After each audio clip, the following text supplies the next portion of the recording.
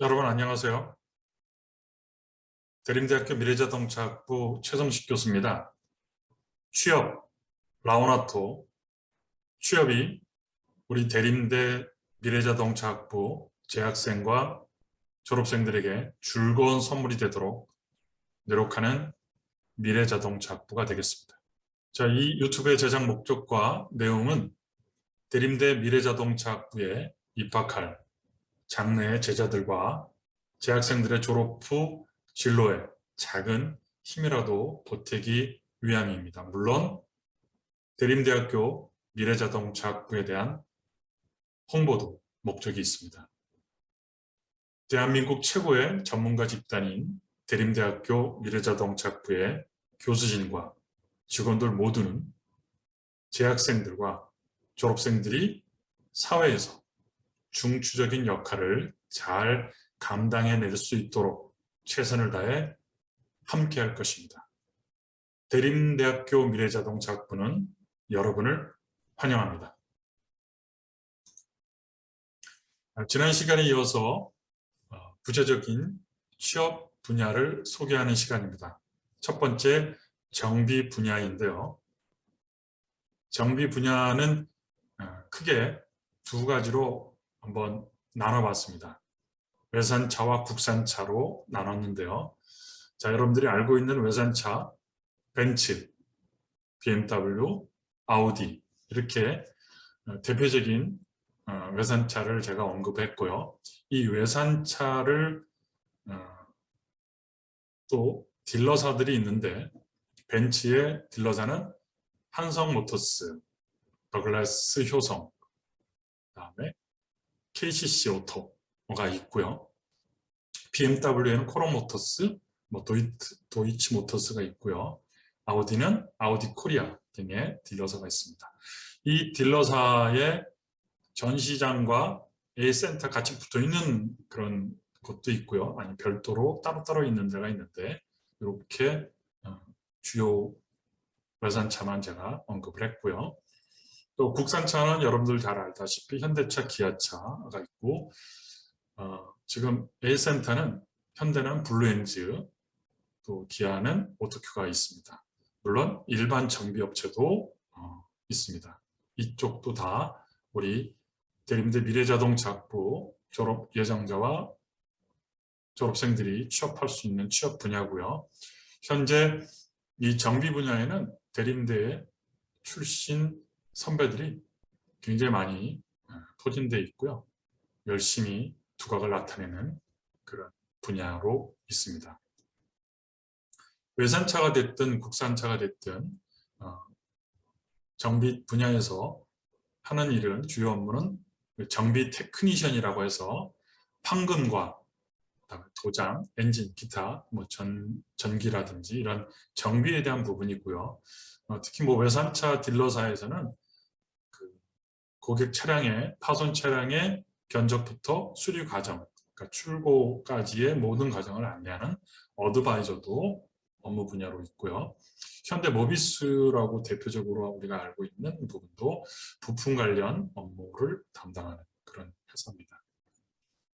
이 정비 분야에 취업을 하게 되면 보통 우리가 여러분들에게 소개했던 취업 포털에 여러분들이 들어가 보면 조건들이 있어요. 입사 조건들이 자격증은 뭘 갖춰야 되고 처음에 들어오면 인턴부터 시작을 해서 인턴 짧게는 6개월, 길게는 11개월 사이에 있고요.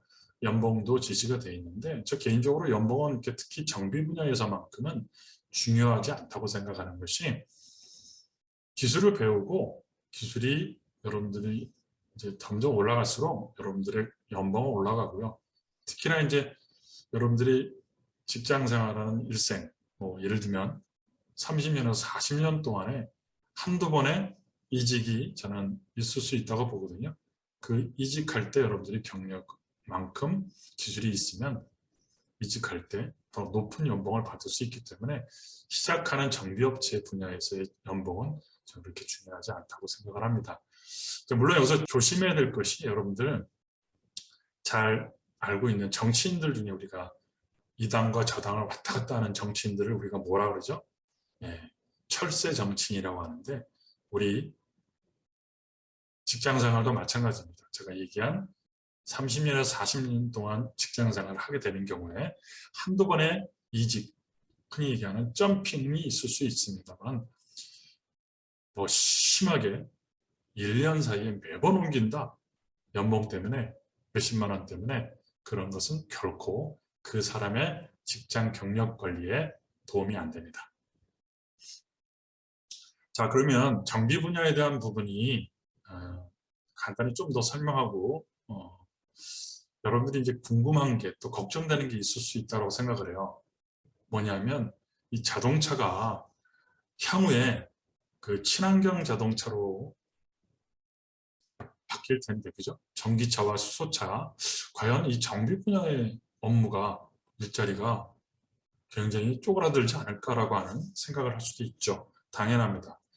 그러나 친환경 자동차가 도래하더라도 그 대세가 되더라도 이 정비에 대한 부분은 제가 생각하기에 그렇게 쉽사리 업무가 줄어들지는 않습니다. 왜냐하면 어차피 전기차가 됐든 수소차가 됐든 차량이 이제 사고가 나면 도장과 판금은 분명히 존재할 거고요. 물론 여러분들 좀 더 나가면 자율주행 때문에 차량이 사고가 덜 나지 않겠느냐. 물론 그것도 일리는 얘기입니다만 그렇다고 해서 그 내연기관 차가 한순간에 싹 없어지거나 혹은 친환경 자동차가 그 사고 나지 않는 또 고장 나지 않는 경우는 없다고 보면 됩니다.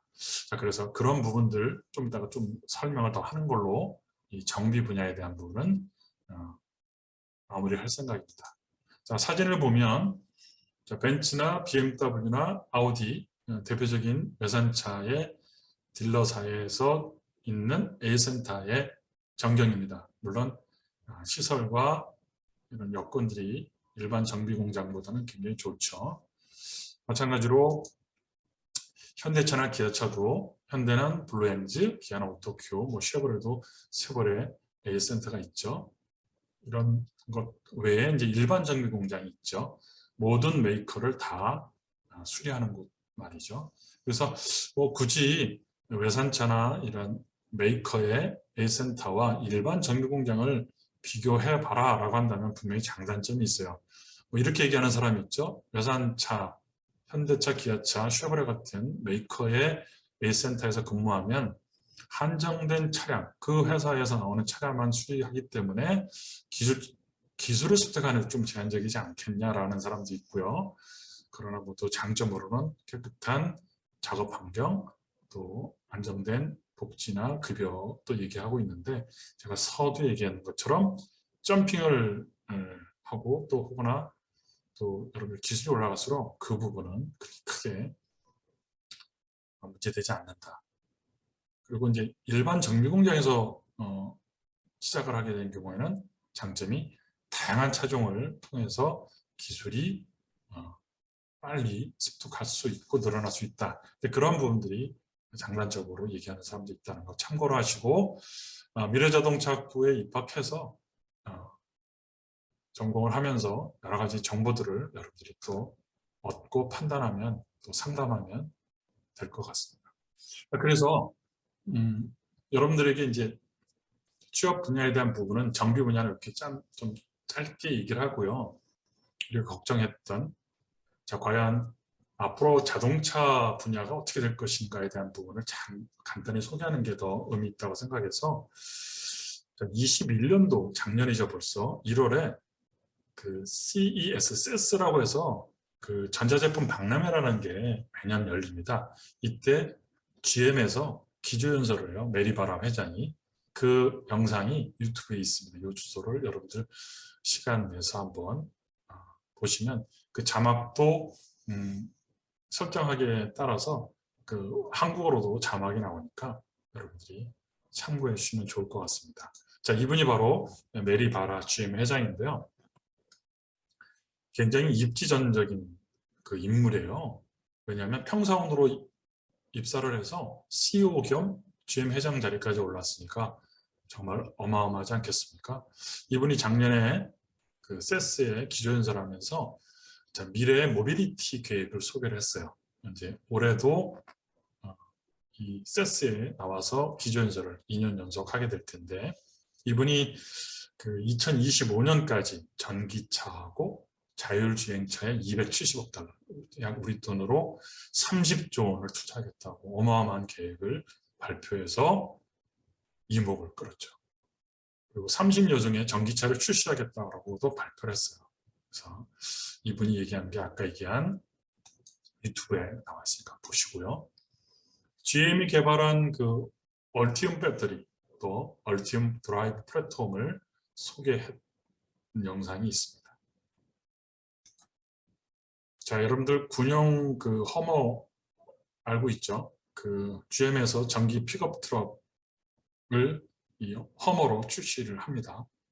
그래서 이 부분이 좀 이따 나오는 그 배터리 부분을 설명할 때 간단히 다시 설명하겠습니다만, GMC 허머가 나오고요.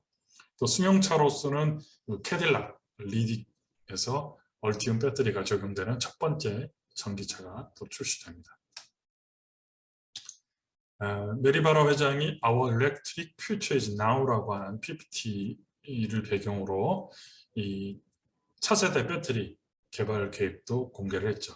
우리나라 LG 쪽에서도 여기 차세대 리튬 금속 배터리, 얼티움 배터리에 참여를 했죠. 그래서 이 자동차 이 바닥에 이 배터리 셀을 아주 촘촘히 넣어서 뭐 최근에 기사를 보면 한 번 일회 충전으로 10,000km 이상을 운행할 수 있는 전기차도 나온다고 하니까 정말 기대해 볼 만합니다.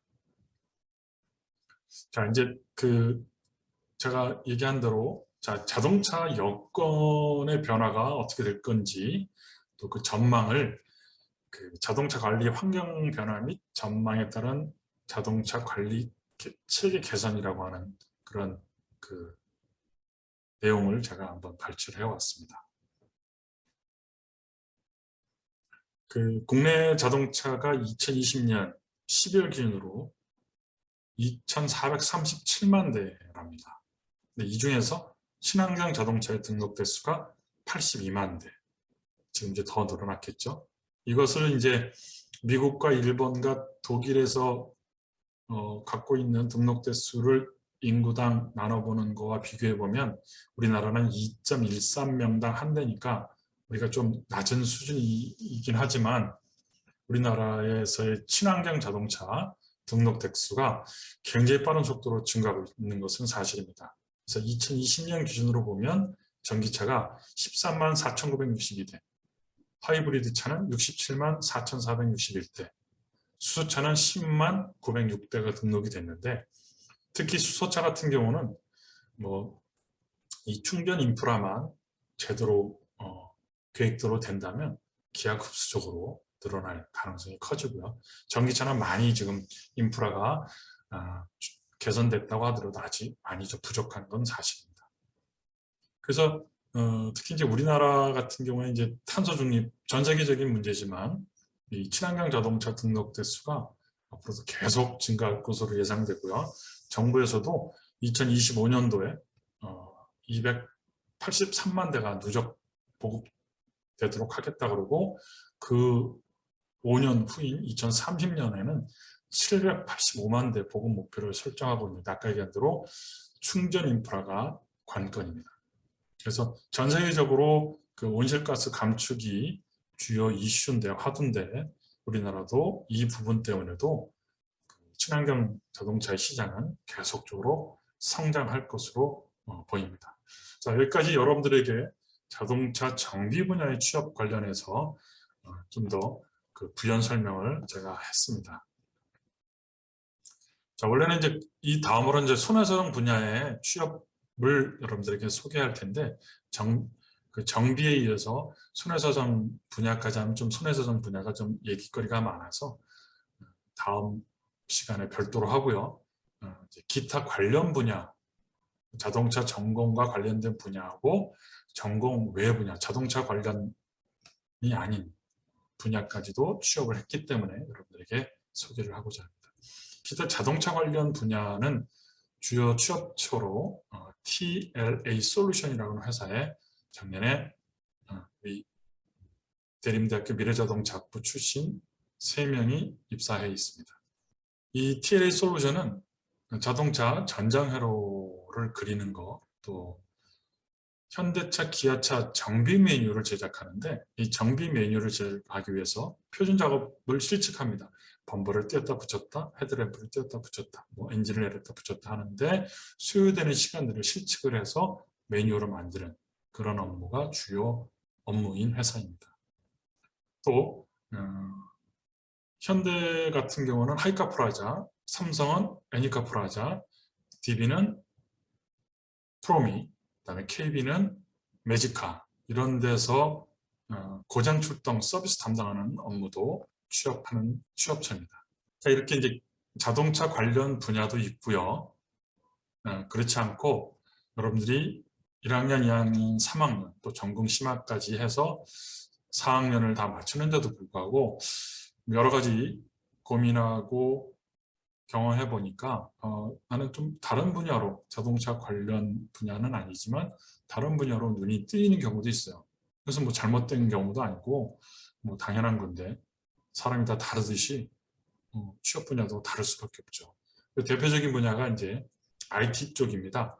그 IT 쪽에 개발자가 되든지 네트워크를 담당하든지 하는 건데, 작년에 이제 네오프레임이라고 하는 회사에 한 명이 취업을 했고요. KNI, 또 유엔터스 이런 데도 취업이 가능한 곳으로 열려 있으나 물론 이것보다 더 많습니다. 뭐 간단히 설명을 하자면, 네오프레임 여러분들이 검색해 보면 그 우리나라 증권사나 보험사에 IT 쪽에 프로그램을 개발하고 네트워크를 구축해주는 회사인데, 굉장히 큰 회사고 전망이 좋은 회사입니다. 조건들은, 이 관련 회사들의 조건은 2,600부터 시작을 해서요. 복지라든지 또 여러 가지 제공되는 그런 내용들이 결코 좀 떨어지지 않고 괜찮은 회사들로 확인이 됩니다. 또 회사 만족도도 모니터를 해보면, 미래자동차학부 취업한 학생들에게 제가 모니터를 해보면 굉장히 만족해 하고 있습니다. 분위기라든지 그런 조건들이 좋은 모양입니다. 그래서 이 관련 자격증을 취득해야지만 이 취업하는 데 유용하다고 제가 말씀드린 거 다시 한번 강조하면, 자동차 정비 기능사는 기본이고요. IT 쪽에서는 코딩이라든지 네트워크 관리자 자격증이라든지 리눅스 마스터 등을 여러분들이 학교 다닐 때 취득하면 좋을 것 같다는 생각을 합니다. 자, 이번에는 여기까지만 하고요. 다음번에는 아까 얘기한 대로 손해사정 분야에 대한 부분을 여러분들과 같이 띄다보도록 하겠습니다. 자, 이상 마치겠습니다. 다음 시간에 만나도록 합시다.